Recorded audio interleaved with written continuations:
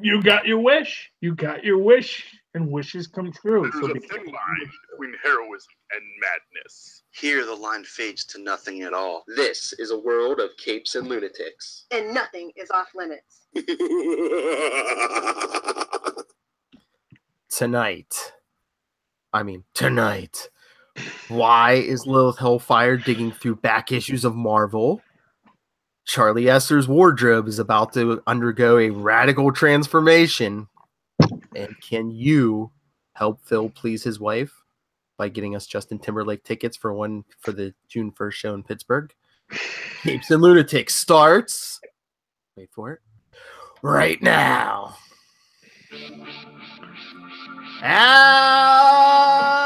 Hello and good evening. It's the Capes and Lunatics, and as you can tell, you're in for a wild ride. I am Phil, and that young lady over there is... It's Lilith. It's Friday night. It's basically Capes After Dark. Sit back, relax, and enjoy the ride. Phrasing! Weinstein told people that. And former male stripper. I wish. He got his professor title. No, you know what? You guys act like that's a shameful thing. No, it's not. No.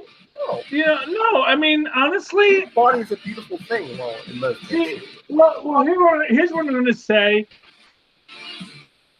Sexual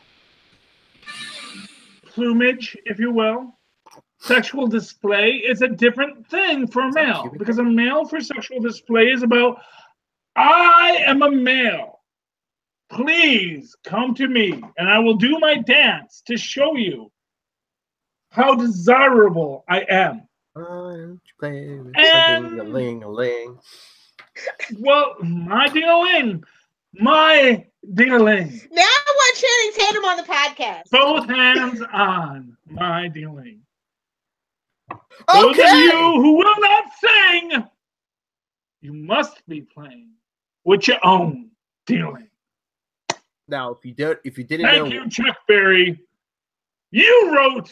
Well, you didn't write Johnny B. Good. That was somebody else. But you performed it, not Marty McFly. We all know that. You're at 14. That retcon is false. Marty McFly, you are not the inventor of rock and roll. It wasn't Chuck Berry either. It was that lady who sang Hound Dog. We all know that. What was her name? I don't know. But she was actually the inventor of rock and roll. You ain't nothing but a hound dog. Lying all the time. You ain't never caught a rabbit. You ain't no friend of mine. He was a real inventor of rock and roll. Rock and roll did not exist until that lady sang Hound Dog. Now, yes, Elvis popularized it. All right, technical difficulties. I don't know what happened there. I don't know. I got a big mute button on my... What is going on? Control room! Did you mute me? Just for 2 seconds. Can't breathe already. So this is what happens when you let Phil have power. He becomes a mad dictator, just like Dr. Doom. Absolute power corrupts absolutely. Next, you'll know he'll be saying we call him Philip the Professor Parrish. We talked a little Dr. Doom on Super Connectivity, where you should be listening. Charlie Esser says if any of you can either Photoshop his face on an image of Gwenpool or send him the Gwenpool costume, he will wear it as long as it covers his whole butt, he said. Well, I gave you the dimensions. Honestly, if you want to put someone to that I can't wear, I don't know what's the purpose of it. He will podcast right here live. It doesn't fit. You know? He said he promised he will podcast live here on YouTube where you can all see it and dressed in a Gwenpool costume. Just send it to us. Yeah, if someone will send me a Gwenpool costume, I'll wear it every freaking day. Thank you. I'm sorry, I don't understand what the complexity is of this. Gwenpool is awesome. Her costume is awesome. I would so wear her costume if I had a Gwenpool costume. That is just logic. That is logic at its base. I'm sorry. If you can Photoshop me into a Gwenpool picture, that's cute. That's lovely. I'd love it. That'd be fun. But yes, if you want to invest time and money into making me a costume, as I said, I'm 48 waist, 32 inseam. It doesn't really matter. But I do have very thick thighs, so keep that in mind on the shorts. Thick thighs. I'm not a fan of thongs, but I'll wear it if you insist. And that might be the easiest way to deal with the whole thigh issue. I'll be honest with you. I understand that. I want to say I'm about like a 58 chest. Haven't really measured my chest in a while. I've lost a lot of weight, so it's hard to tell. But yeah, you know what? But I don't mind wearing baggy. And my head is big. I'm gonna be honest with you. It's definitely at least 10 gallons. You wear an XO on the hat, but you know what? Do what you can do, and I'm gonna try it on, man. I'm gonna see how far we can get with it. Just cut it big. That's what I'm saying. Cut it big because I'm big. Okay, Philip, I get it. You don't want to talk about fashion. I get it, Phil. Some people don't want to be beautiful. I didn't say a word. I'm not one of them. No, you did. I threw it out there. We know who makes the sounds, Phil. We know who makes sounds. I don't know. Who does the I'm trying sounds? to help with this whole promotion you're trying to put forward about me dressed as Gwenpool. I'm doing my part. And Phil was like, okay, that's enough of that. See, like I said, mad dictator. He is Victor Von Doom all over again. There's worse villains to be. You could be Kite Man. Well, of course. You could be any villain and be less than Dr. Doom. Dr. Doom was cool because yes, he was petty and vindictive, but he owned it. He owned it. He's like, I don't care. Yes, I'm petty and vindictive. I want to be smarter than Reed Richards. He was to quote Philip Parrish, because I will give credit where it's due. He was the Sheldon Cooper of comic books. There you go. I said it. Okay, Philip, what are we talking about tonight? Because we're going all off the rails already. And you're not controlling I know. This is your podcast. When I go off the rails on my podcast, Phil, that's fine. That's my podcast. That's super connectivity. I can go nuts as much as I want. Yours and mine. There's no I in podcast. Yeah, there's no I. I podcast.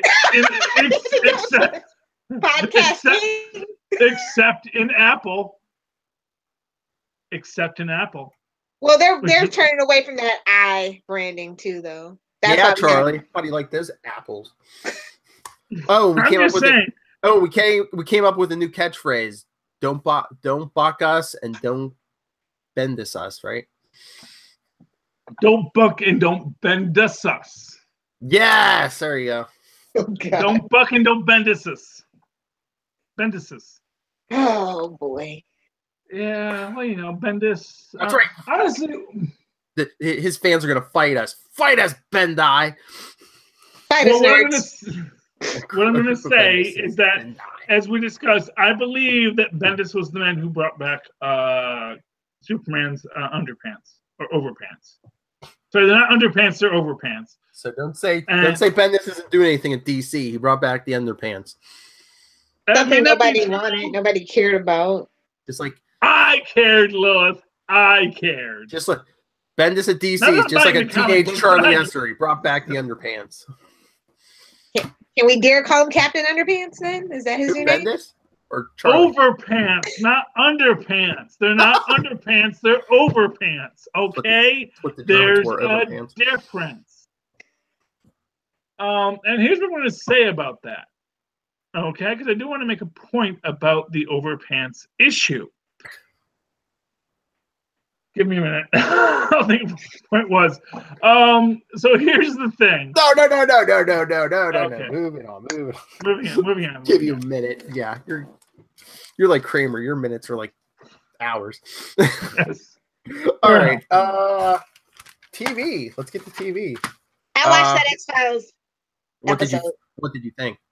I mean, it's great to have an old creator back, and he does do comedy well. But as somebody who Mandela effect, like I don't know, like it was really goofy. I don't know.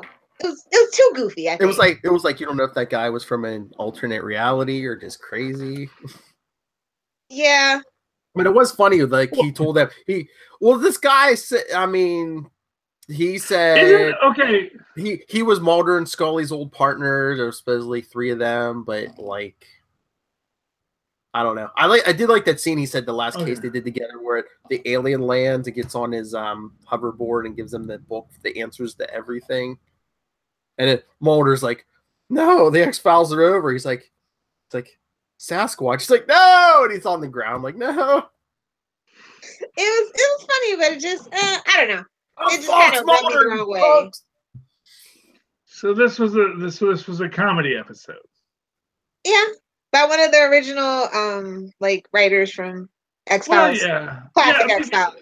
Because of course, if you say to one of the old writers, "Hey, you want to do an episode for a new show?" They say, "Hey, yeah, I'll write an episode for your new episode. Let me write that up right now." Because obviously, if you're from the old series and they want you on the new series for a money grab, you're going to do it because, well, you're gonna take exactly 1/8 of your ass, not a half ass, not a quarter ass, but an eighth of an ass. You're gonna take your eighth of an ass and you're gonna put it on your keyboard and say, "Write something." And new X-Files is poop. It's just, I don't know. And then they said that Jillian might not be back. I hope she's not, because she's done fantastic work other places that I really enjoy her work. She was great. She was great as Lucy in American Gods. She was great in Hannibal. She had a show, what is that show that's on Netflix, but it's from the UK? It's a detective one. I can't think right now. It's with that guy from 50 Shades of Grey. I can't think of it right now, but it's really good. Okay, you lost me at 50 Shades of Grey because I don't know anyone in that. Like actively, he's the guy from 50 Shades of Grey. Once Upon a Time. He was the huntsman / sheriff in present day. Jamie something, I think it is. Chris Hemsworth? No. The only huntsman I know is a Hemsworth. Boom! Maybe Hemsworth this is. The only huntsman I know where Hemsworth is because I know of Hemsworth is.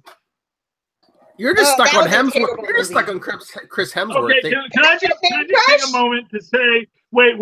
I want to take a moment to say, cheers to you, Larry Hemsworth. I'll have another. That's what you're supposed to do there, buddy. But moment's gone. No. Larry Hemsworth was the fictional Hemsworth brother that the character from The Good Place dated, because he was the non-famous Hemsworth. And you'd have to watch The Good Place. Oh, and, yeah. Is that the one with Kristen Bell and Ted Danson? I have no idea who Kristen Bell is, but Ted Danson's in it. What? The star of the show is Kristen. Oh, Kristen Bell fans, get him. No. Leaders, get him. Okay, no. The greatest Veronica Mars. Thank you, Philip. Thank you. Okay, the greatest compliment you can give to an actor is to not know their name, because you only know the part they play. I know Ted Danson, unfortunately, is. See, here's what you know. Ted Danson, worst actor on the show, because I know his name. So Ted Danson is, that's Ted Danson. He's doing that character. Sometimes you want to go. Hey, sometimes you want to go where everyone knows your name. And, exactly. And they're always glad. And that's when they cast Ted Danson, because we all know Ted Danson. He's great. But the fact of the matter is, cheers. He's from a bunch of shows. Oh. He's a good actor. He definitely does lots of work, but the fact of the matter is that when I go into that, I know Chidi, and I know Jason, and I know I just said her name like 5 seconds ago. I know things. I know things. I know the 4 main characters, and I know Ted Danson, and then I know Janet, who is a great actress. But I don't know who the actress is because I know her character, because her character is what speaks to me. The only person whose actor I know is Ted Danson, because he's Ted Danson. He's known. He's like Aunt May. It's like any actress who they cast as Aunt May. It's like, oh, you know the actress. Marissa Tomei. That one. Now we just need to get Ugh. Jason Alexander into a Spider-Man movie, and my life will be complete. Jason Alexander, and that's why. Okay. This is a Seinfeld reference. Jason Alexander as Dr. Octopus. That's not perfect. Yes. Tell me that's not perfect. Either him or Newman. No. Well, okay. First off, Wayne Knight is awesome, but not as Doc Ock. Sorry. Michael Knight has already been in a Marvel film. He was Chip in Punisher Warzone. Did a fantastic Chip. Was great as more. Oh, sorry, Michael. None of those Punisher movies have ever been canon. His name is Micro. I mean, War Journal is a decent film. The guy who played Volstagg was in it. He was the Punisher. How was that canon? Yeah, anyway? he was great as the Punisher. Yeah, but I'm saying, how was that? Honestly, that was a film ruined by editing and SFX. It's amazing because you can look at that film and you can say, you know what, this film was ruined by editing and SFX. It was the first film where I really watched it and said, you know what's really ruining this film is editing and SFX. That the fire special effects is just bad. They shouldn't have done that. And the editing is just really poor. And Punisher Warzone, not Warzone. Punisher Warzone was bad, not because of the actors or the writing. It was just the people who were doing it after the actors and writing did their show. Like, I think, here's what I'm going to tell you. Punisher Warzone as a Broadway play is a hit. Who's the guy who did Cats? Punisher Turn Off the Dark? Yeah, no, that is a play worth watching. Punisher Turn Off the Dark.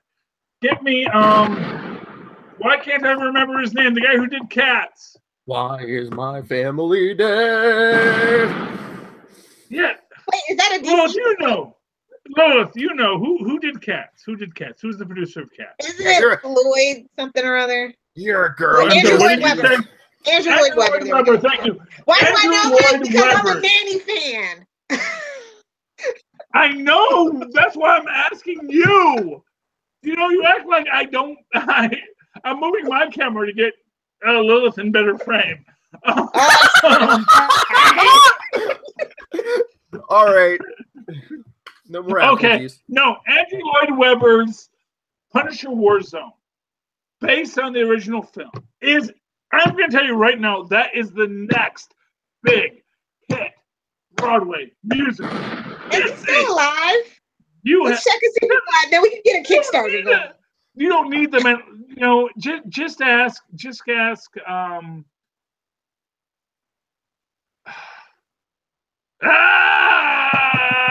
Guy who did The Shining.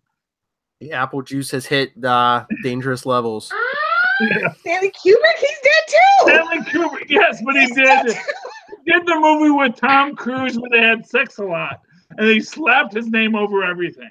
Stanley Kubrick's, just like Stanley Kubrick's. Eyes wide shut. That's the Eyes wide shut. Thank you, Lola. Can I give you any more apple juice, Captain? Lilith has only had one show tonight, so she's okay to start. So we have to take your keys and ask you about the podcast. Shut. You can do Andrew Lloyd Webber's Punisher the Musical Warzone, and it would be as big a hit. And drinking podcast, people.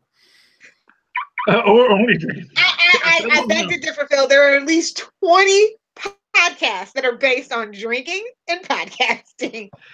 Yeah, I always think about my podcast is drunk podcast history. There's how popular drunk history is. If you do about comic books, it's like even like a third of that.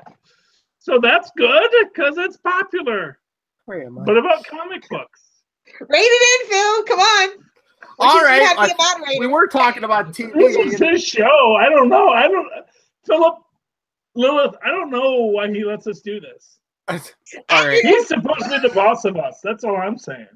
I'm very He's like submissive to Dynamite someone. Batch.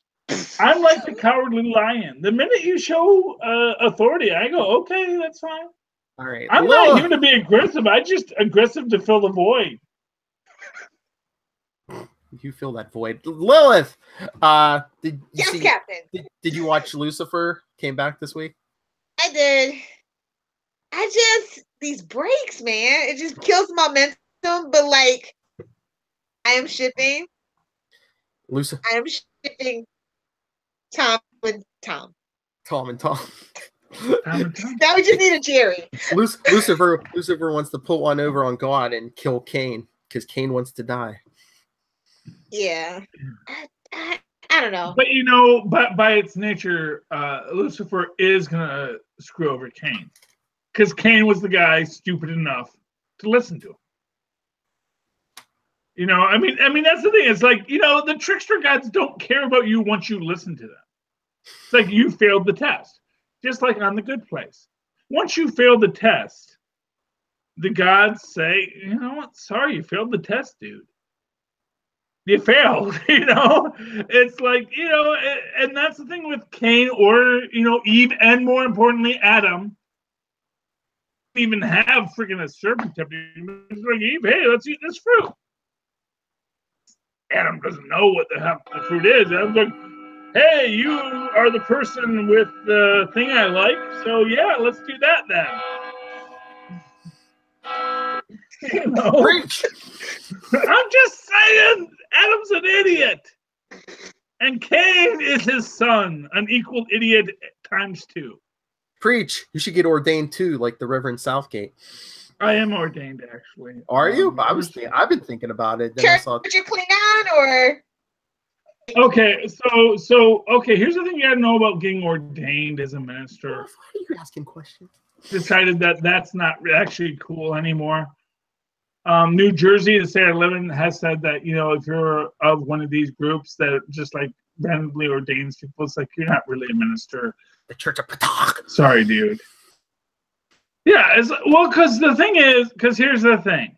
The Church of Tax exempt status, and they ruin it for everybody. Because states were more than happy to say, yeah, fine, you can marry some dude and some chick and some dude and some dude and some chick and some chick and some, you know, third sex and some third sex, if that's what you were your thing. Dude, stop it. This is about love. What does this button say? Love. Thank you very much. Okay. But you know what, Phil? It's your kind of love, which is the sick, twisted love that isn't platonic in its... I'm sorry I can't be normal like you and just like in its philosophical complexities. Love, being miserable with someone rather than being happy alone. Just being miserable with someone than happy alone. That is the definition of love. Because I would rather be with you while we are both in pain than be happy. Because being happy by myself without you is the same as being in pain with you.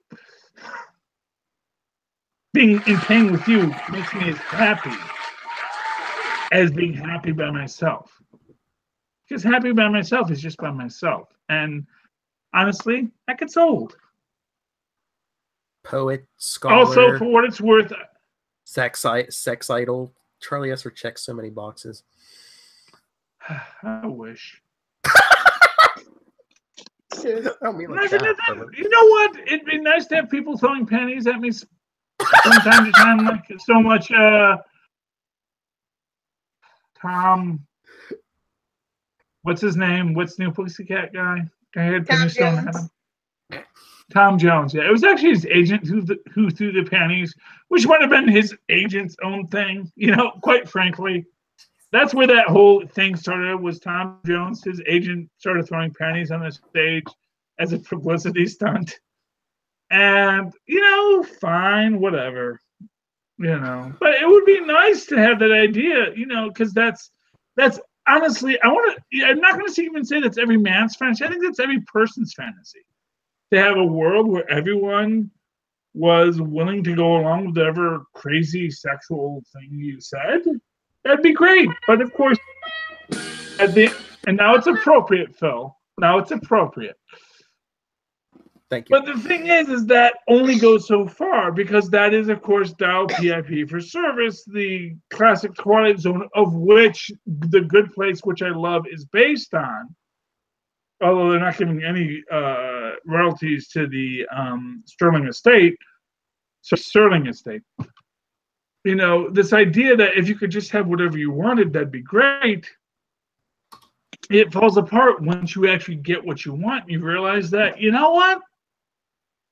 This isn't as good as I wanted it because now it's too easy. What's attractive is the fact that it is difficult, that there is a process, that I must woo a woman. You must woo a woman or you must woo a man. If you are a woman or you are a man and want to woo someone. You must woo the other person to actually acquire what it is you want from them. And that is a complex process. Even for people like Lilith who thinks, hey, I just show up and I everyone just falls before me.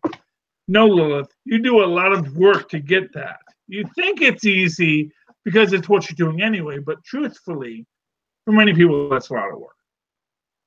You don't even realize it, but that's okay. Yes. Lilith is awesome. We all know it. Oh, yes. Thank you. You are awesome. You know, I've just given up on TV, to be honest, Phil. Okay. Like, I can't stand the Flash. Arrow's done. Like, Black Lightning was okay, but it's more. It seems like it's going to be more about his kids than him. And I'm here for Black Lightning. Okay, let's jump into that. Okay, Charlie, did you see episode 2 of Black Lightning? There was an episode 2? Yeah, the second week there's an episode 2. It's not canceled yet. It's actually pretty highly rated. But I mean, it's the CW. I mean, it's the CW, and he is an older. I mean, he's an older guy, and the CW likes to focus on the young and pretty people. So, I mean, was it said from day one that eventually it's going to be about the daughters for a good chunk of it? I don't. I mean, nobody's hyped for the daughters. Like, that's the one complaint that I've noticed. Like, everybody wants to. They're like, wait, it's episode 2, and we don't have the origin of how he became Black Light. Like, people are really invested in Crest, and they really don't like in the wife. That's what I've noticed the trend on social media these last 2 weeks. Yeah, so. Because you know what it is, Lilith? Because they wrote a bunch of episodes based on the idea of what they thought people wanted to see. And then much like Gotham. Feminism. No, not hashtag Gotham, Philip. They wrote something for nerds that they thought nerds wanted, which was the origin of the Bullock Gordon story. And then they got, I guess everyone actually really wants to see a teenage Batman doing things with Alfred. Okay. He's getting slapped around by Alfred. Gotham is a hot. Whatever it is you DC fans want, that's what they're giving. I wanted Bullock and Gordon. That's all I wanted. But I am not the target demographic. I understand that. Actually, you are. Okay. The thing that happened what with the heck is that sound cube doing with what, with Gordon and Bullock? Yes. Are we doing slash fic? Hey, that's my fave. I look for it. The queen of slash fic here. Pretty much. But I mean, Gotham's a hot mess. I mean, they announced it's coming back March 1st, but I mean, they recast. We're going to be on our third actress for Poison Ivy. They said they just recast Scarecrow, I think, because the original actor had something to do. So it's turning into Pretty Little Liars, and that's not a compliment. Has it outlived its usefulness? I mean, like I said, yes, let it die before the merger's official. We're going to be on our third actress for Poison Ivy. Second one for Scarecrow. Bruce Wayne's going to have a mustache, even though he's still supposed to be a kid. Wait, what now? What? Yeah. I haven't seen this trailer. Bruce Wayne has a No, I was exaggerating, Charlie. This is what's called exaggeration. Puberty is a hell of a Yeah, drug. but I don't know that if I haven't seen it yet, Philip. So if you say yes, he has a mustache, now I'm like, no. really? No, he doesn't have a mustache. He's I'm just got the saying. Gordon stash. I'm just saying, puberty hit and it hit. See, but that's the point. Is that it's like if he had a Gordon mustache, I wouldn't necessarily question it in show. Oh, Gordon would be like, "Oh, that looks pretty cool. I should try that." Exactly. Because everything should be derived from Batman in the Gotham universe. I'm just saying they should have kept with the original idea, which is that Bruce Wayne is in the first episode as the crying kid, and then we never see that kid again for 20 years. That would have been a good show. We should have done GC freaking PD. Because not for nothing, it solves the Alfred problem of why a black hat, whatever colored berets they have in England, special forces operative, let his charges be gunned down in freaking Suicide Alley. It's like you say, oh, let's cut across Suicide Alley. Here's your weekly dose of the Wayne plane. I'm just saying. It's like the entire Alfred concept makes no sense. At least nobody orphaned Alfred could have fed. Just saying.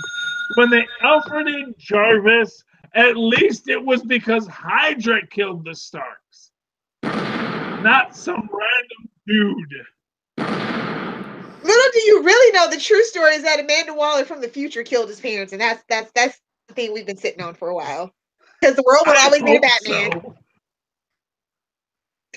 Well, the world should always be about Amanda Waller, the best character DC ever created. I agree. Better than Ambush Bug, Charlie? Yeah, close second.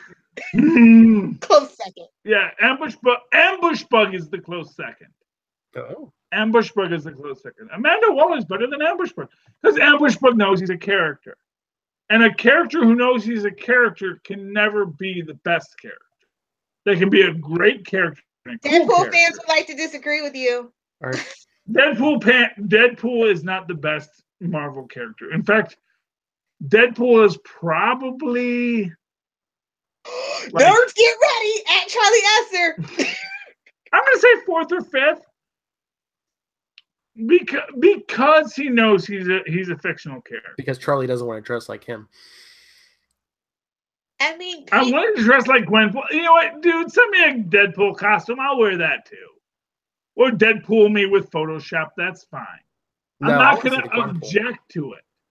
I prefer pink. It's a much more vibrant color and symbolizes the blood of Christ on white linens. So pink is a boy's color because it symbolizes the blood of Christ, the blood spilled for your sins. Thank you very much. As a Catholic, I needed to point that out. Blue is the color of the Virgin Mary because blue is pure like water. And blue is purity. I'm not pure, but I will die for you with my blood, which is thicker than the water of the womb. What would you think about Black Lightning? I see where you're coming from. I mean, I like it. At least it's like more grounded than like the other CW shows. You know, it's actually believable in most situations. I like some of these. I'm really hating the Luke Cage comparisons because, like, I have to kind of remind people, hey, Luke Cage is actually bulletproof. This guy is not, and he could possibly be addicted to, as his wife pointed out, to being Black Lightning, which I think would be an interesting thing to explore. Because I feel like Oliver Queen has that problem. Is he really addicted to his? Is he really addicted to his powers, or is his? I think that would be a very interesting thing to explore. The Taylor as enabler. Yes. Yeah. It is pretty much basically the Spider-Man story, but because, of course, Spider-Man is addicted to his powers and doesn't want to actually just go be a beat cop who actually does good. Just wants AKA to Dick Grayson style. Yeah, as we've said, Nightwing is the best superhero. We have said that repeatedly. We have to stroke Phil's ego here, so just give us. You know what? Here's what I say. Swing my big Phil, ego around. For all his problems, and he has a lot, no one's going to deny that. Who? But Phil has picked a hero, is his icon, who is really, honestly, the best hero. He has no superpowers, but he still wishes to fight. Pretend this is a. He is not bound by some obligation to some crazy revenge. He is simply a guy who says, there is good and I can do things. So I should do the things to make good happen rather than let evil happen in the absence of good. And unlike Batman, don't be a big, don't be a big about it.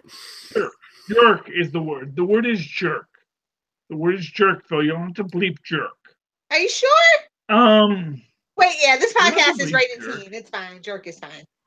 That's true. In any which way you want to mention it. Don't have to be a jerk about it. Okay, so the word jerk actually refers to Oh no. 3 different things.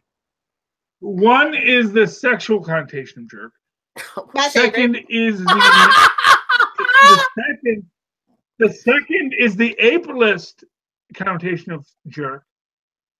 And the third is the Cooking. I get. Must be some good apple. Or chicken. Did you say cooking? Yeah, jerk chicken. Well, actually, that's another aspect of it. But I was going to say the idea of Don't encourage you. social strata concept of jerk and the idea of the soda jerk. Like the Steve Martin movie? In the Steve Martin movie, the term jerk is actually meant as more an onomatopoeia of someone who doesn't know where he is. So he jerks from one point to another. Take your drink. Not a nerd, a jerk, Phil. Okay, you can push. If you were a Supernatural fan, you could have that sound route, but you're not. You could have Sam calling Dean a jerk, but you don't have it. Work on that, Phil. Work on that. And there's my Supernatural reference. Okay, Supernatural apparently is very popular. It's not really though. The fans would lie to you and tell you yes, but it's not. What is it on, like season 20 or something? It's on season 12. You know what? 13. Not for nothing. This is how old I am. The only thing I watch anymore is MSNBC. It's To like fall asleep? yes, literally to do so because my children fall asleep to Rachel Maddow's dulcet tones every night. Oh my god! So I want a 24/7 camera in that house. I just want to see Charlie yesterday. Yes, Rachel Maddow. Yes, you're right. No, I fall asleep to Rachel Maddow too. Dude, I get up at 5 a.m. every day. I really don't have time to watch Rachel Maddow. Yeah, she comes on at 12, right? No, she comes on at 9 o'clock, and then I fall asleep so I can wake up at 6. Okay, Lilith, not all of us are millennials. When you're older, you'll understand. I go to bed at 10:30. What are you talking about? I have to be out of the house at 6. Yeah. That hour and a half that you get, that's you. Enjoy it. Please enjoy it.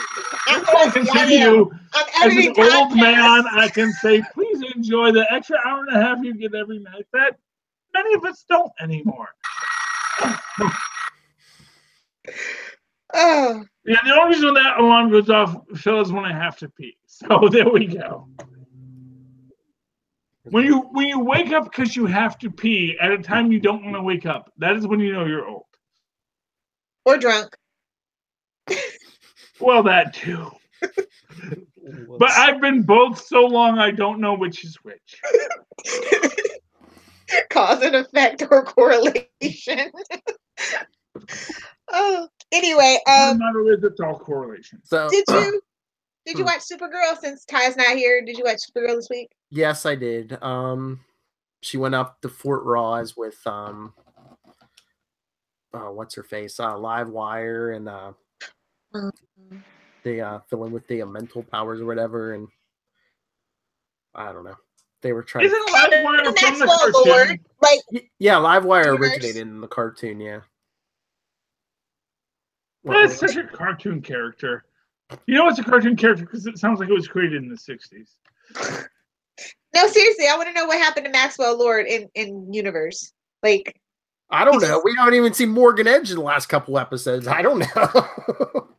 like the big overarching villains and stuff. They're like true to the Supergirl lore. I just like like the Lex Luthors of it, and Lena or whatever. I was not impressed with. So it's just kind of like.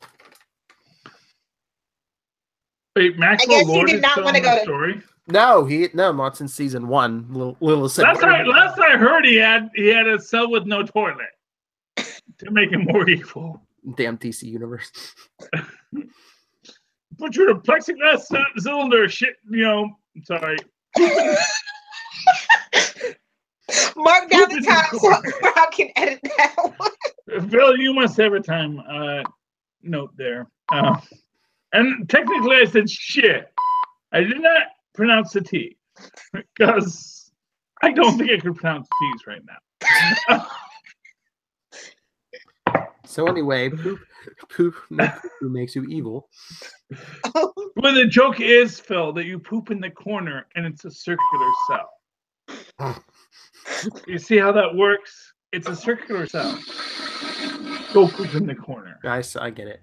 Because there is no corner in the circular cell.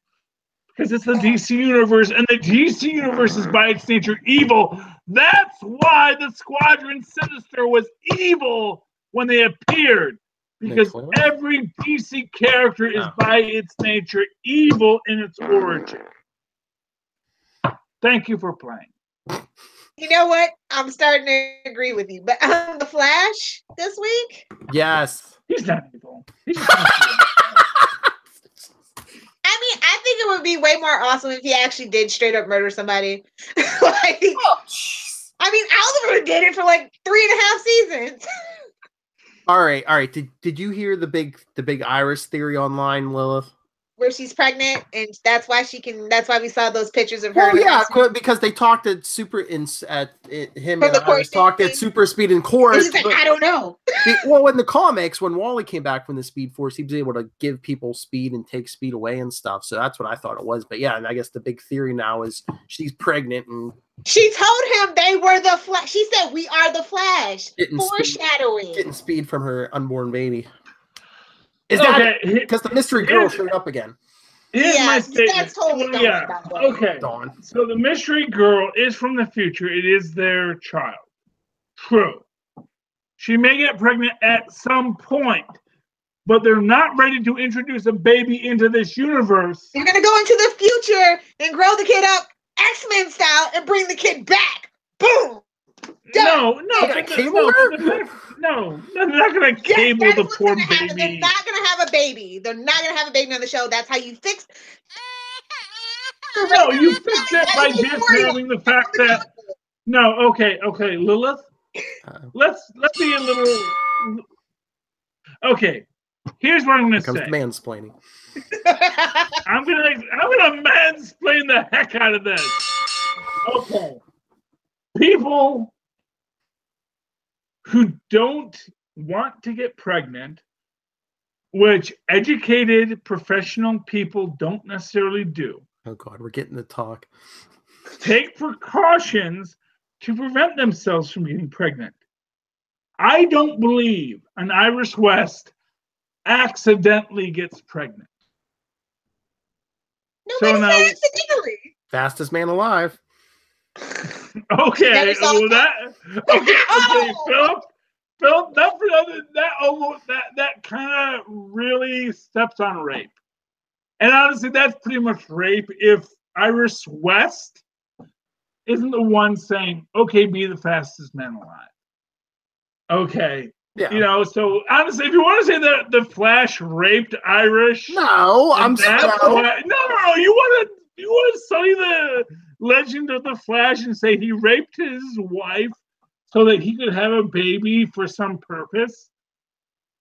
That's pretty messed up. That is the world you want to exist in, Phil. I'm not saying that's the world. I'm saying consent was had and then the speed was involved. Well, no, you can't consent to Speed Force. Yes, unless you say, well, you can if you say, okay, I'm going to use the Speed Force. Does he even watch the show? No, he doesn't. No, I don't, but I can listen to what you're saying. And you're basically saying, Not tonight, hey, they got married. That was consent to the Speed Force. Don't tell me that the Flash can go impregnate his wife against her will. I never said against her. Nobody said that. No, but you throwing in all this stuff about Speed Force, it's like, why would you need the Speed Force if you just wanted to have sex with your wife to produce a baby? If you want to have sex with your wife to produce a baby, you don't need the Speed Force to do so. I know I've produced 2 babies with my wife. None of those times I've required the Speed Force. That's all I'm saying, Phil. Do you want to say that the Flash and Iris are having a baby? That's fine. But saying that the Speed Force was required for it. And what I'm saying is that I don't think Iris necessarily is ready to have a baby. I don't think a surprise baby makes sense for Iris. As I understand the character from not watching the show. Now, maybe you understand the character better because you watch the show, and that's fine. I'm just saying, I think that your original idea was right, Phil. Ladies, I get I think I do. I think your original idea was right, that he's using the Speed Force that he's sharing, because he did spend like 1 billion years in the Speed Force before they rescued him. It happened in the blink of an eye, but that's the whole point of the Speed Force. It happens in the blink of an eye. So now he can share the Speed Force as he needs to. And he can speak to her at super speed.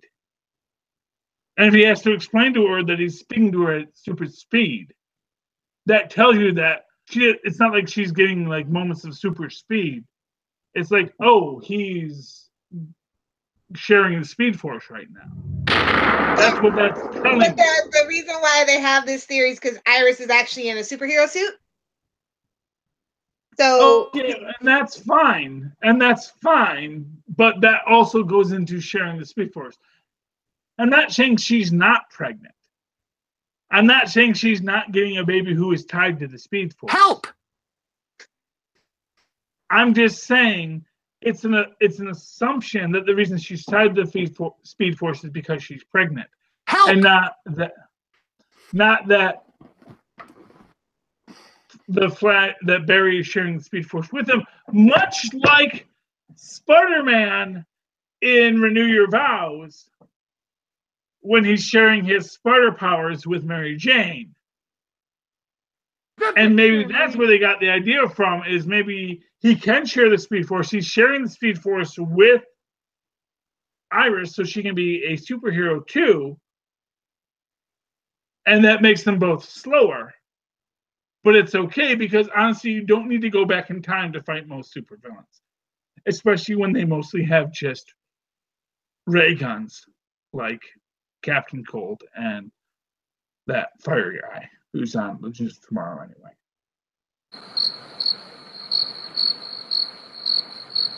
Hate me all you want, nerds. Fight me, nerds. Hashtag fight me, nerds. It's not yours anymore, Philip. It's not yours anymore, Lilith. I've stolen it. I know. The minute I saw it about Back to the Future, I'm like, he's run with it. It's gone. It's in the ether. Here's the thing, Lilith. You can't create a hashtag and expect it to not go into the ether. You can't expect that to not be in the ether. It's like hashtag me too. Nobody watches this show. I thought it was going to be my thing and my thing alone. You know what? Well, nothing that is good is ever your thing alone. I wish I created something that was good that was my thing alone, but no one has that. The only people who ever had that was Stan Lee and Thomas Edison. And they stole it from other people. I was going to say, wait a minute. So, I mean, that's the thing. It's like someone steals something, and that's what makes them great. I didn't steal it. It's not like I'm like saying, "Hey, I'm the guy who created Fight Me Nerds." No, I'm saying, "No, Lilith Fire created Fight Me Nerds." That's No, I didn't create Fight Me Nerds. That's been a long thing from forever ago. But okay, so there you go. It's not even the person I got it from. It was in the ether before I got it. I took it and put it in the ether again. Maybe I'm the one that makes it big. Maybe it's gonna be James Franco, who everyone hates. Game over. Everyone hates him, so he has a lot of nerds who want to fight him. So he's gonna be right there, ready to fight me, nerds, which is like to fight him. No, I think maybe people have a right to hate James Franco, but that's just me. No, I think there's lots of reasons to hate James Franco, just because he did that bad Granddad film. But yes, he's also Pineapple Express in that the movie about the Korean president, but he just looks too cocky. Every time we see him, he looks too damn cocky. That's James Franco. Who was that guy from Dude, Where's My Car who wasn't on My 70s Show? Ashton that's Sean William Scott, because he has three names. I don't know if it was in the right order that I said that. He is the brunette Sean William Scott. And brunette makes you acceptable in Hollywood. And he is basically just... Honestly, I'd rather Sean William Scott was James Franco than James Franco was James Franco.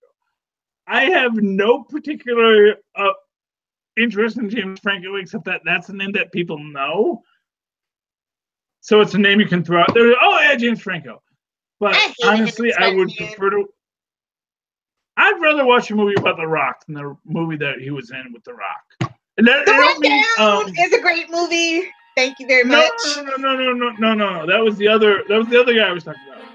Oh, James Franco and The Rock is the one. What was it, like 100 Hours or something? Or The Rock wasn't in 100 Hours. No, there was A Rock. There was A Rock. The Rock. Oh, I'm talking about The Rock. Was it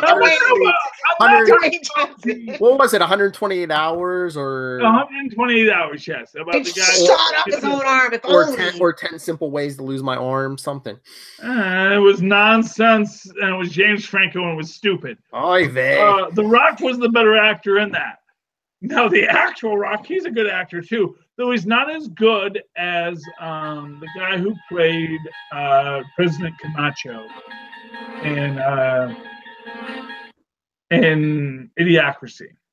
And I'm blinking on his name, although he's also in Brooklyn Nine-Nine. Terry Crews. Oh, Andre Bauer. Is that who you're talking about? No, I'm talking about Terry Crews. Oh, Terry Crews. Terry Crews, and he played President Camacho in Idiocracy, and he's also playing. He actually plays a character named Terry, and in Brooklyn Nine-Nine, and he is a very buff, muscular man, but he's also a fantastic actor. He does great exasperation. That's his shtick. He does exasperation. Oh, yeah. But you see in President Camacho a man who could understand the complexities of being the leader of people. And that's why I've always loved Idiocracy, because even though everyone is idiots, they still sought the best among them to be their leaders. Because honestly, a true idiot actually seeks the smartest person to lead them. There's only a smart people that God ever created. And that's all intellect. It's people who are gaming the system, trying to game an idea of who should be the president. And as game theory tells you, the guy who is gaming it actually winds up with the lesser prize, because the person who is not gaming it actually wins the game. That was actually the point of game theory, is that the person who isn't gaming it actually wins because they have qualities that are interesting. That's and that, right. Well, surface qualities that you are interested in may win the gamed prize. The actual real prize is the person who can look beyond that. And it only makes common sense. This is why that what was it? A Beautiful Mind theory actually messes up, because they actually mess up game theory. Because the actual point of the game theory is that as the people are at the bar, the people who are actually interesting link up, not the people who That's have the right. surface attraction. Because surface attraction is easy, or at least easy enough. Actually having, as I've always said about Playboy, having the person you can talk to after is the prize. That's the real prize. Philip. You're doing it wrong if you aren't exhausted and headed straight to bed. I'm just saying. If you smoke after sex, you're doing it wrong. I'm just saying you should have a conversation. The only thing I want to know is the only thing I need to say is get my water and how I like my eggs in the morning. That's it. Lilith's like, I would be a sandwich.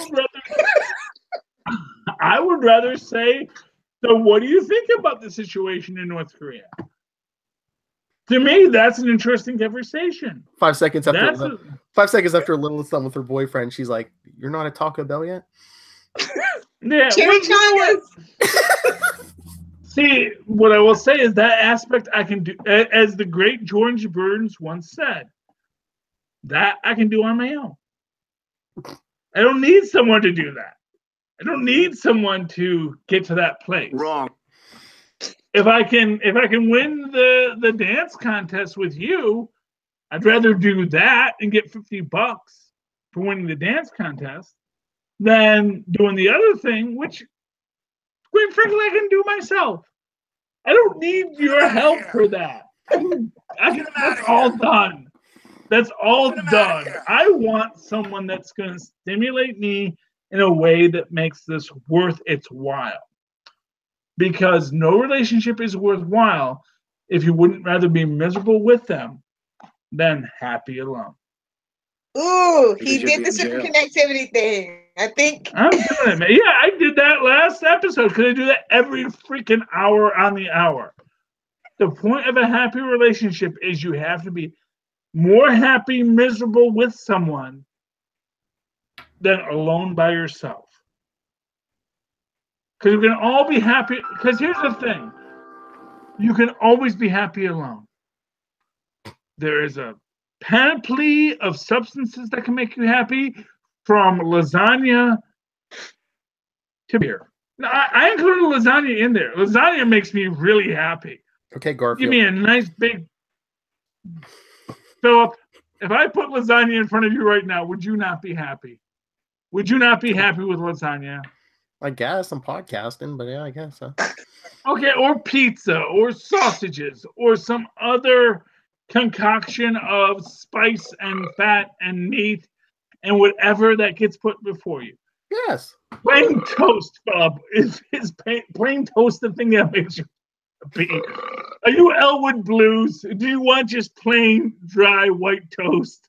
That's fine.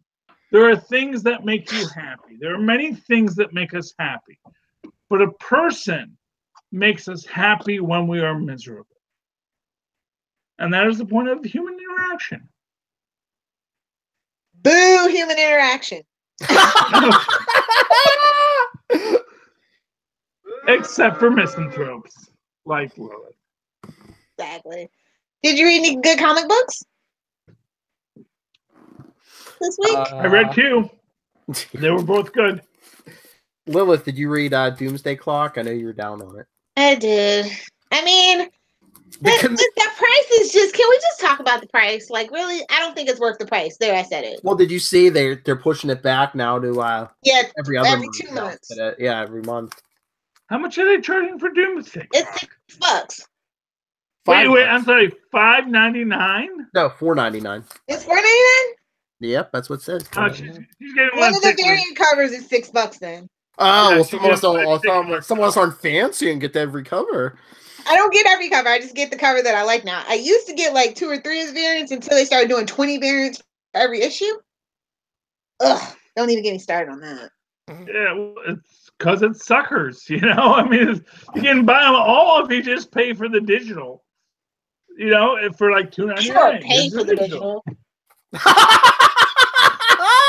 Now that's a sucker's game. Well, fair enough. We all admit to some felonies every now and then. I'm kidding. I support my comic book artists and writers. Thank you very much. Anyway, yeah, $6.90. So it's $5.99 for certain lenticular covers. Okay, I don't buy lenticulars in general, unless it's all that's left at the store, and I really want to have a physical copy, which I'm less and less inclined to every day. Yes, join the digital revolution, Charlie. You know what the problem is I'm a very nice guy, and I know the guy runs a comic store. The cult of Lilith is all digital. Well, it's like I want to be all digital, but I know there's a guy who's reliant on my spending money on it. That's where you go buy your merch. You know, your T-shirts and your nicknames. I don't have enough. Okay, Lilith, understand something. Dogs are cheaper than children. And while I know that you love your dogs, I will guarantee you spend much less on them than I do on my children. How much did your last doctor's visit cost? Because I'll tell you how much our last vet bill cost. I don't go to doctors. He doesn't take his children to the doctor. Don't be ridiculous. No, my children go to doctors. My children go to doctors. I have insurance for that.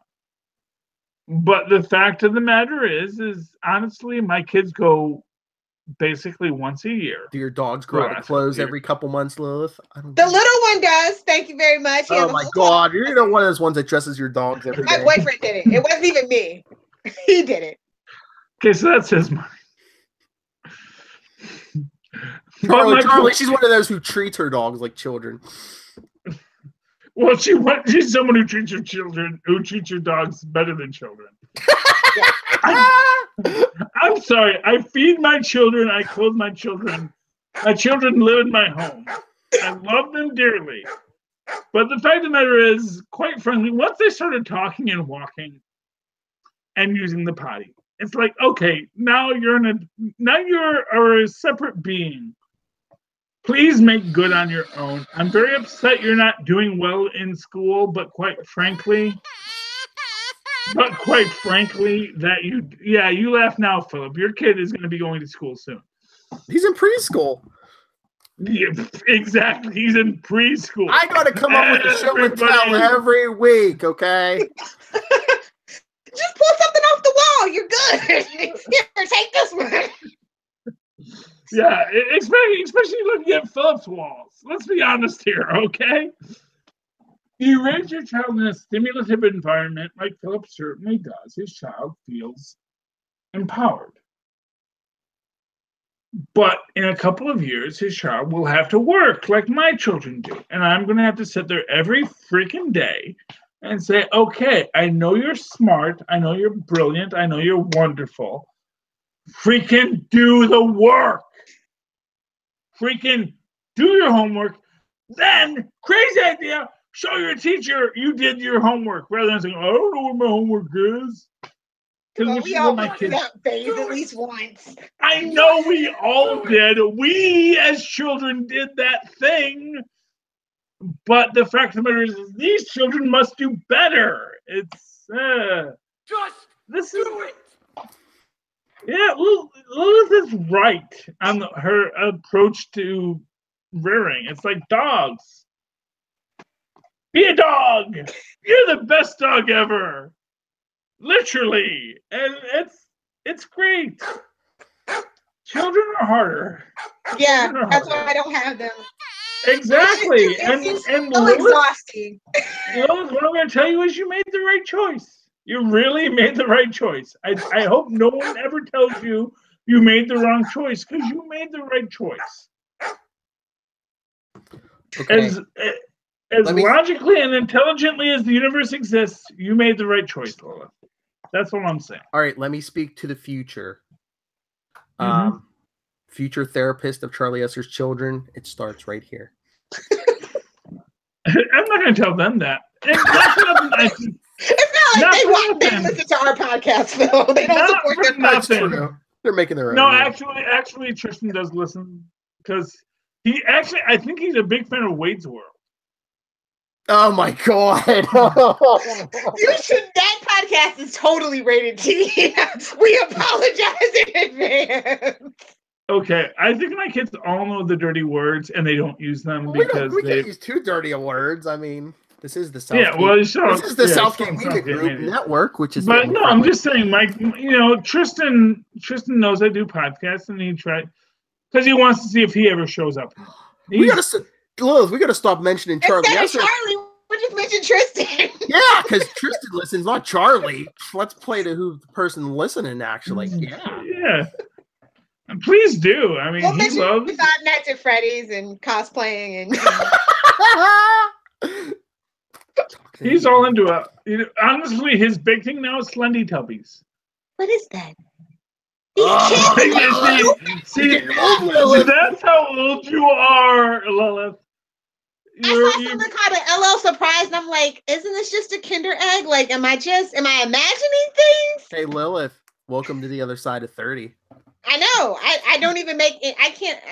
Kids today, man. I don't know what they're up So to. the Slendy I'm Tubby. saying kids today. Oh, welcome to the other side of 30. She's been saying kids today for a little while, Phil.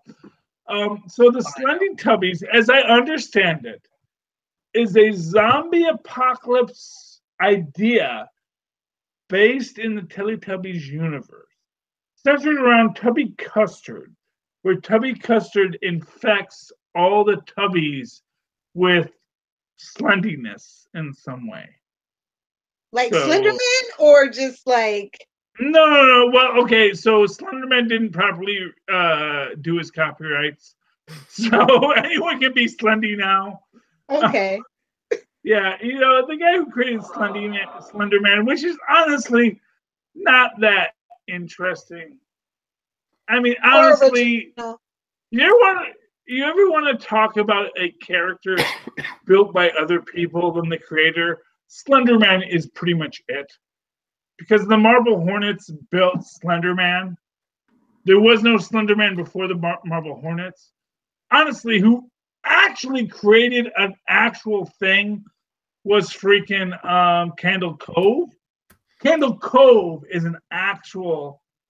Here's a mythos that is interesting and complex and detailed, created by its creator, put out to the world. Slenderman is he's just a monster. And monsters are owned by everyone. Candle Cove is pretty cool. Haven't watched Channel Zero yet. I watched the first episode. Everyone watched the first episode of Candle Cove, and it's decent. It's cool, but it's honestly, I think if I was younger, reading Candle Cove fiction, I probably would be more into Candle Cove fiction. But that's not what I grew up on. But it's a much stronger brand to put all the money. Candle Cove is a stronger brand than Slenderman, because Slenderman is too easily manipulated. It's like a fidget spinner.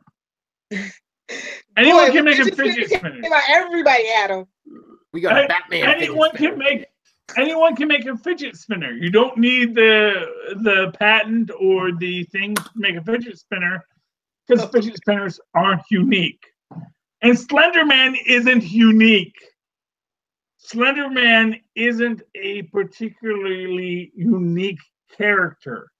He is a dozen other characters layered on top of each other to create a character. He is basically the Dark City. So here's who Slenderman is. Slenderman is Dark City, not the alt-right Dark City that freaking Jim. Oh, who made a Dark City reference that got him in trouble recently because other people got all Dark City on him? I'm forgetting his name, but it's one of the three guys we talk about. Zub Wade or the third guy, Zdarsky. It's not about me. I'm a messenger. Oh, shut up. Okay, so there's Dark City, No. which is great. Stars the guy who played Riff Raff in Rocky Horror Picture Show. That was his big breakout role as a bald guy who is evil. And Slender Man is that guy crossed with Dr. Octopus because he has octopus arms and then he walks and that last episode of The Siege where they show the Void having freaking crab legs. Honestly, Slender Man breaks down you the more you look at him. Honestly, if a Slender Man was a real thing, you'd look at him and it's like, wait a minute, you're just kind of all these kind of a pastiche for a lot of really tropey ideas. I don't think you're that intimidating. Oh, he's an arrow. Okay. Yeah, no, he's not that intimidating as a character. Candle Cove has mythos and backstory. So when you want to talk about your pasta originated mythological universes, you have to look at Candle Cove. And evidence of this is that Candle Cove got its freaking series on Channel Zeros way before freaking Slender Man got anything. And Five Nights at Freddy's will get a freaking arc way before Slender Man ever gets any. Slender Man had a freaking serial killer. That's what it got. It got a freaking Helter Skelter. That's all. That is the legacy of Slender Man. Blah, blah, blah. I never knew Charlie cared so much about Slender Man. Well, I have children. See, this is what children do. They make you care about the next generation. Oh, Lord, I know what the next video on Talks and Gamer is going to be. you let the cat out of the bag. It's not like he cares what I say. He's going to make a Slender Man No, I video. mean, he might. He does those all. Actually, I have no idea what he does on his videos. That's his world. You're not a creeper? Because Snoop Dogg creeps on his kids and they're grown. You're not a helicopter parent? No, I'm at best a hovercraft parent. I'm like, hey, you doing anything troublesome? Okay, I'm gonna go over here. You know, you're good. Got your arms and legs, all right. Yeah, you know what? Not for nothing. Keep It's up like, good why should I care what my child is doing out? As I've said before, when I was a child and I explored the world, I almost drowned several times. As my children are exploring the world, they're doing it on a freaking iPad or Kindle in our case, because we're not fancy like those iPad people.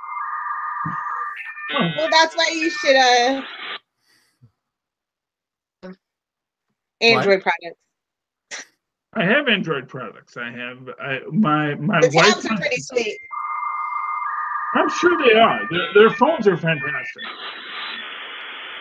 Honestly, I don't know. I honestly don't know why anyone uses Apple in the world. No, I mean, if you're a professional creative, I do understand why people gravitate to Apple. It's really. I do. I understand it. It's just I'm not gonna pay that. I'll take your word for that. As a creative who has been paid for his creativity, now and I know you have as well, but I will say that I have never. Right now, I'm working on an Apple computer, and it is annoying as heck that the way their scroll mouse works, whether it's up or down to do up or down. Well, like Logic Pro X, which is Apple proprietary, is actually pretty fantastic. And I will say that the Adobe products do perform better on Apple products than they do on PC-based products. So. As a person who doesn't do a lot of pictorial work, my work is purely font based. I do understand that other approaches are better. But like for me as a font guy, I'm like, I really have no idea what the allure of Apple is. But that's me. And I'm not my kids, because all my kids ever talk about is I really want a Mac or an Apple. So it's like, okay, you kids want that stuff. As soon as I have money to do that, we will do that. And then you'll see it. I mean, I think the beauty of it is actually the simplicity. Everything. If you live in an Apple only environment, the simplicity of connection of everything is nice. Yeah, everything Okay. goes to all your devices. Yeah. This Yeah, podcast is not sponsored by Apple, but hey, I'm open to it. I have iPhones as well as Samsungs. See, I think I am probably way too old to know the joy of Apple. My grandma's got one. My grandma's an iPad, yeah. Yeah, well, if that's what you start with, I think that's probably good. It's all point and click now. Who cares? Yeah, well, honestly, I like go to like 3. You know, here's the thing: that going back to MSNBC and the dulcet tones of Rachel Maddow to also sleep. You know, it's this idea that, like, for me, it's like there's only like 4 places I go online and on my electronics. It's like I go to Facebook. There's the one porn site. Oh, I'm sorry, the 2 porn There are 2. Lilith can tell you how to navigate that porn. No, I'm sure that an Apple will get me there just as easily as a Mac, as a Google or Microsoft product will do. I have no doubt that I can get there on an iPhone as easily as I do on my Samsung. My thing with Samsung is I can do 2 things at once. That's like to me, that's the real selling point of Samsung. Yeah, snap your windows together. It's got great processing power. Yeah. Yeah, no, Samsung is pretty cool that I can get a phone call while I'm watching porn. And as I'm told, I can't do that on an Apple. That I can either pick to watch porn. Bill, can you test that theory out for us? Oh yeah, right now. If you have an iPhone, yeah, go ahead. We'll try and call you while you're watching porn. We'll see, or watching YouTube. Well, yeah, nothing works with YouTube. YouTube shut down unless you pay that $10. It does not run as a background app at all. Anyway, Phil, come on, buddy. When I'm on YouTube. All I watch is Charlie. Listen back on the morning. We tried to stop you. I swear. I don't know why you invite me on these podcasts. Were we supposed to talk about anything tonight? I don't know. Best comic book. Best. What is going on in Gotham Garage? Okay. Important point to make. Marvel 2-in-1. Yes. Makes a real important point about my fan theory about Avengers, because it's all connected. Because in Marvel 2-in-1, Johnny Storm makes 2 really important points. Point 1, he is the heir to the Fantastic Four company and its products and its ideas. Actually, I'm sorry, there's 3, actually. 2, the Fantastic Four comic book still exists and says exactly what Johnny and Ben are trying to research, which is that Reed and Sue are in another dimension waiting to be found. And 3, Johnny doesn't like the fact that that's the reality. And what does that tell us, kids? It tells us that the comic book universe still exists. It's telling stories that the characters in the stories don't like, even though they actually own the rights to the stories, which says that Valerie Vector is none other than Gwenpool, because she is the superhero trying to tell them, you're fictional. If you could understand that, we can move forward. And that's why I didn't talk about it in super connectivity, because that's a super connection that's really important. that Johnny is upset that even though he says he owns the rights, he says, they're still making a Fantastic Four comic book. And they're off another dimension. And we're doing this, which is actually, weirdly, what we're doing. So think about that for a moment. What he says that they say they're doing in the comic books is exactly what they're doing. If you want a bigger evidence that Valerie Vector is Gwenpool, just the fact that she made it so that what's in the comic books is matching reality in the Marvel Universe, well, anyone actually saying, here's what we're doing. It's crazy. Oh, yes. That was what I didn't get to talk about on Super Connectivity. Because I think we were talking about boob armor for like an hour and a half. Well, speaking of boob armor, no I'm kidding.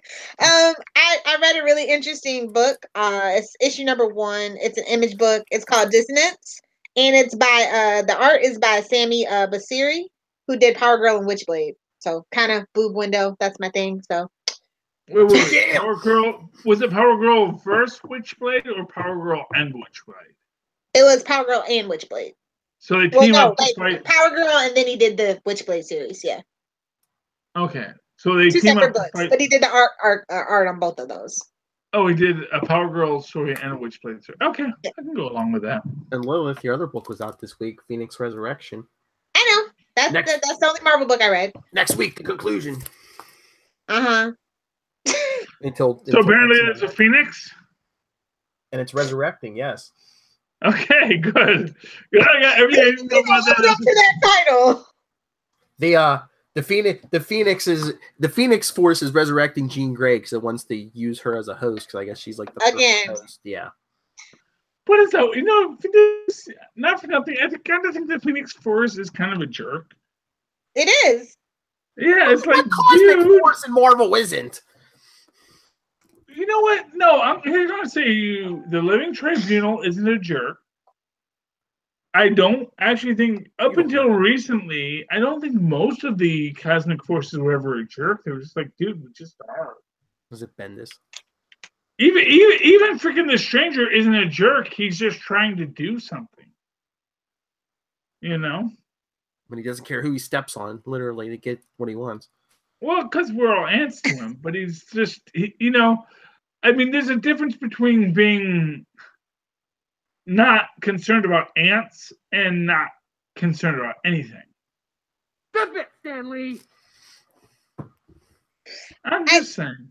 I did pick up X-Men Blue Annual number 1, but I didn't read it yet. And you know why I picked it up? Because Venom. Because we all Venom. Oh, Venom's in there. Oh, Tristan would love that. Hey, digital. Charlie, that's all I'm saying, digital. Okay, but who is Venom inhabiting? What, the symbiote? Yeah. It's Eddie Brock. What? Yeah, my least favorite Venom is Eddie Brock. Why? Just because he's Eddie Brock? He paved the way for all other Venoms. I'm sorry, Topher Grace did not do that role justice. Oh, that wasn't really Eddie Brock. Come on. But you know what? I can't see Eddie Brock without seeing Topher Grace anymore.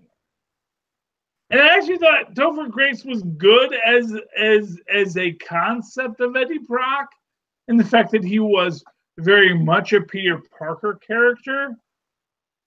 But I don't know. It basically what it does is just make me realize all the problems with Eddie Brock.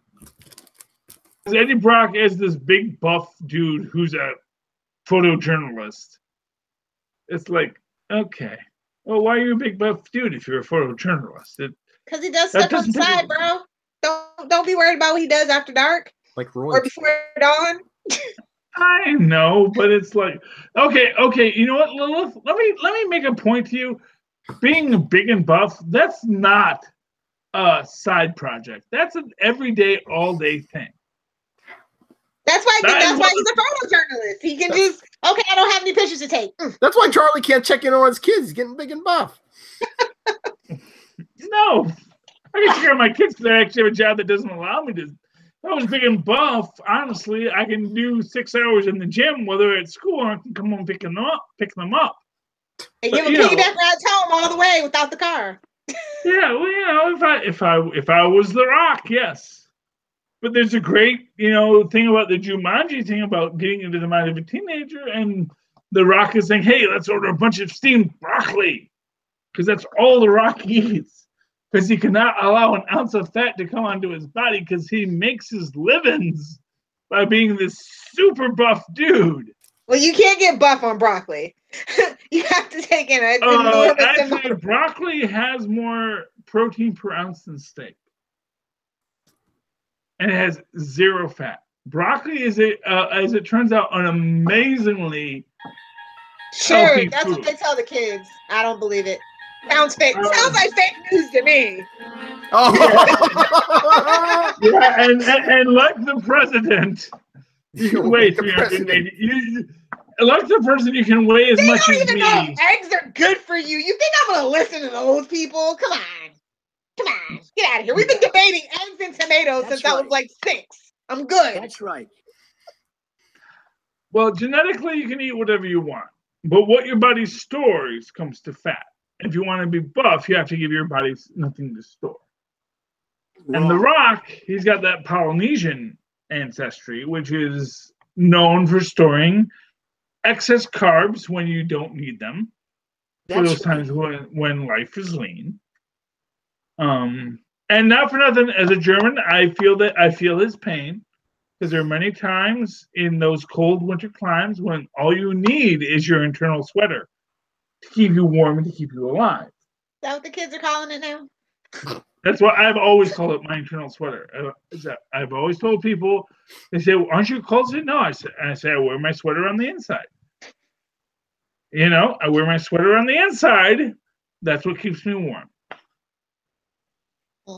But the point is that if you want to be big and buff like The Rock, it takes days and days of constant exercise and effort and limited diet and awareness of what you're eating and drinking. Now, I'm not saying The Rock doesn't kick back and drink a beer and have fun and eat a pizza whenever he freaking wants. But the fact of the matter is, I am certain that The Rock also makes sure he goes to the gym every day, because that's how he makes his livings. Because that's how he makes his livings.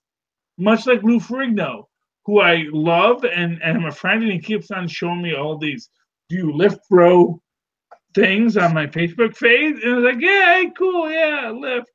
I give him his like, because I like Lou Ferrigno, and so if he comes from him, I'll give him a like. But the fact of the matter is, no, I don't lift, bro. I don't lift. I lift my children. That's all I lift. You know, I lift a box in my house. That's about as much as I'm ever going to lift. Because I don't have time to be a guy who lifts things for a living. The Rock lifts people via the suplex every day of his life. He's going to suplex you in the ring, or he's going to suplex you in a movie. But that's what he does. That's his job. And he makes sure he can always do it. I'm not The Rock. Well, he's getting ready to run for president, so maybe he can have a pizza and not work out. Oh, you got to get past Oprah first. Oprah's so 2006. Like, no. First off, to quote Lex Luthor, do you have any idea how much power I have to give up to be president? Donald didn't know. He didn't know. Lex Luthor, of course, Lex Luthor was like Donald Trump in the fact that he never really expected to be president. He wasn't aware that, oh my God, people are that stupid. But okay. Or more for the kids' speed, he's President Garrison from South Park. Oh, that's a South right. Park thing. I don't. Yeah, I know that's a thing they do with the gay puppet guy. Which honestly, I don't know. I've never stopped feeling he was offensive. He always felt offensive. If Big Gay Al was the president in their thing, and he was the arch conservative, because there are arch conservative gay people. Oh, Jesus Christ.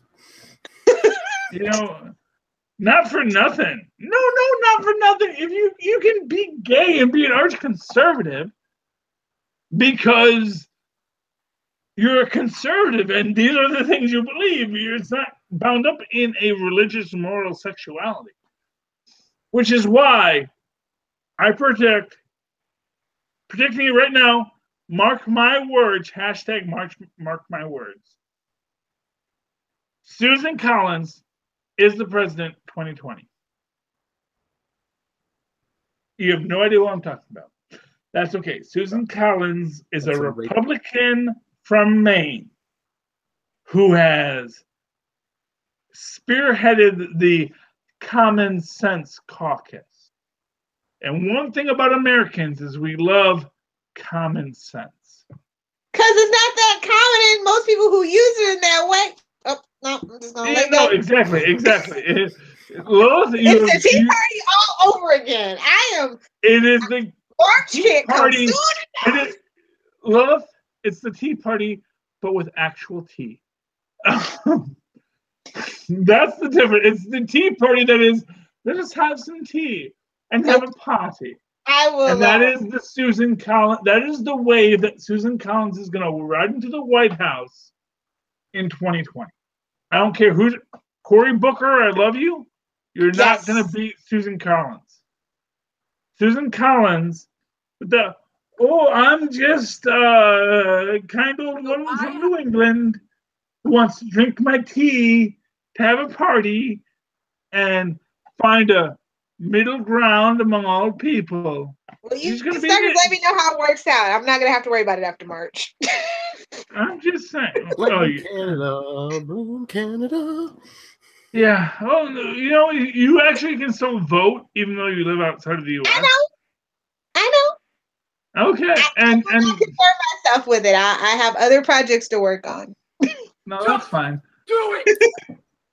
I'm trying to be elsewhere. You know what?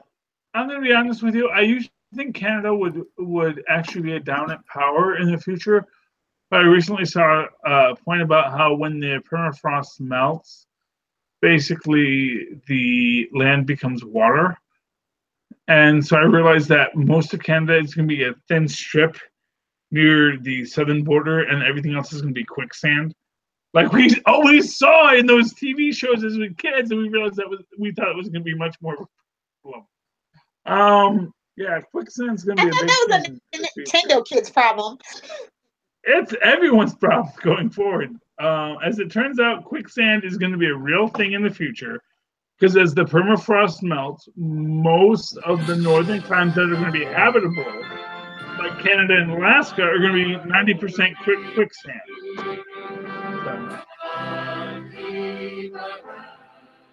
Lilith, you recognize this? You better. Hey, that's not French, Philip. Does Lilith speak French? No, I won't have to learn it. I only have to learn Mandarin. Je m'adore le fromage. Boo! Who takes French in high school? Everybody speaks Spanish where I'm from. Sorry, buddy. Ben's been asking me why Leif Erikson Day isn't a holiday in America. And the only answer I have is because Americans are racist. And we'd rather celebrate Columbus Day than Leif Erikson Day. Does he want to celebrate Thanksgiving in October too? Jeez. Who wouldn't? Honestly, who wouldn't? That's right. Honestly, Thanksgiving with its 2 freaking day holiday they don't even get to celebrate in most companies. That's the thing about for the wrong company. Well, certainly, yeah. I mean, media people, they can do whatever the heck they want. They can take a week off in December. Like they were going to high school or something and just, we're going to take a winter break now. I used to work for those companies. It was beautiful, but it was also ridiculous. Speaking of bad politicians, Lilith, did you watch Era? No, I didn't, but I have to watch the episode when Roy comes back because I'm firmly believe that's the episode that Willa Howland leaves permanently from the Arrowverse. Okay, Lilith, no one actually leaves from something unless they are either fired or die. It's not true, especially not on a CW show. I beg to differ, sir. Well, no, what I'm going to say is someone may leave and not come back. but that does not mean they actually left permanently. That No, just she's means leaving permanently. Burn. I can almost guarantee you. Okay. It's about a 95% certainty. All I'm saying is Shelley Long showed up on the last season of Cheers. That's all I'm saying. Okay? Well, that was also a different time and a different climate where people put up with a lot more, especially women. I'm just saying. And this is the CW. It's the Berlanti-verse, and I'll just leave it at that. So good for her, and I wish her all the best. She's always going to be crazy Agnes from Gossip Girl to me. So that's the episode that I'm watching, is when Ray comes back. Miss Diggle's new suit. I don't care about Diggle. It basically looks the same, just with some like red stripes on it. Now, or what? Is he Red Arrow, or is he still Spartan? No, it's basically the same outfit, but there's some patches of red and same helmet, same. You know what's weird is you said Ms. Diggle. I heard Ms. Frizzle. Have you seen the new school bus? Is that out yet? I hear it exists. I don't watch children's shows. My children watch children's shows, so I'm aware of. I would have to spend time with my children to see this stuff. No, well, honestly, here are the things my children like: SpongeBob, huge. Oh, zombies. I feel so bad for you for that SpongeBob. Well, okay, I can't with that show. The thing about SpongeBob is this is what I realized. So there have been a couple of points in my life where I realized I do not know the trends of society. One was when they announced the plan for Survivor. And I said, that sounds funny. I like the better one. It's called Gilligan's Island. And the second was when SpongeBob came out. I said, that'll never be. Both became huge hits. Both I had no peace of. Ben loves SpongeBob. They both love Gumball. Gumball is like the Amazing World of Gumball. And you know what? Here's what I'll say about the Amazing World of Gumball. It's basically Muppet Babies, but with a darker plot. It's like the dark Muppet Did Babies. you see Muppet Babies is coming back and they got rid of Skeeter and they put some new girl in there? What? I saw it was coming back, but I didn't see Is Howie Mandel in it? If Howie Mandel's not involved, I don't want a part of it. Nobody wants a part of Muppet Babies, period. Even yeah, Howie Mandel basically as Scooter, Skeeter, and Animal was the heart of Muppet Babies. I never knew he did Muppet Babies, and I watched Muppet Babies a lot. Howie Mandel was Scooter, Skeeter, and Animal. I don't know who did. I want to say it was Marsh who did Kermit.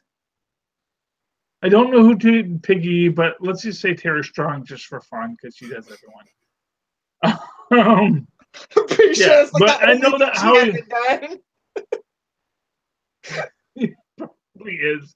Tara Strong is amazing, and honestly, if they say Tara Strong is doing one of the characters in the Muppet Babies, I'll watch it. I really lost faith in the babies concept with the Looney Tune babies because that was bad. Yeah, we were discussing that not too long ago. But Ben loves the Looney Tune babies because Ben loves babies. I'm like, dude, you love babies too much. You really have to move on. Like, that's the point that we might have to have an intervention. When you like Looney Tune babies. That's Ben. I love him. Yeah. All right, are we done? Yes, definitely. Shameless plugs. Honestly, Philip, I thought we were done like an hour ago, but you know. We can tell, yeah. All right, Charlie Esser, if you're looking for your Gwenpool outfit, if people want to talk to you, if people want tips on weightlifting or parenting, where can they get a hold of you? Screen capture here.